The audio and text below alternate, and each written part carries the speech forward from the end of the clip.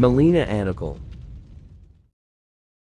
Hello everyone, I'm here again, Melina Anical.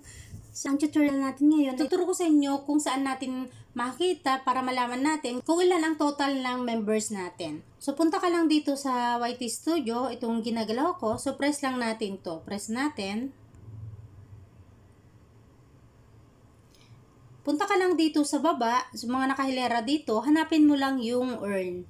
So, kung nakita nyo itong ginagalaw ko, punta ka lang dito sa earn. Press natin. Andito na tayo, scroll up mo lang. Hanapin mo yung memberships.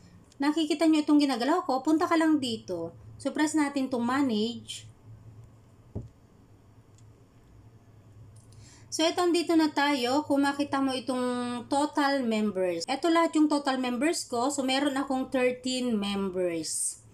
Dito lang natin makakita kung ilan yung mga members natin. That's for today. I hope na nakatulong ako sa inyo kung saan natin makakita kung ilan yung total members natin. See you in my next tutorial. Thanks for watching. God bless us all. Bye-bye!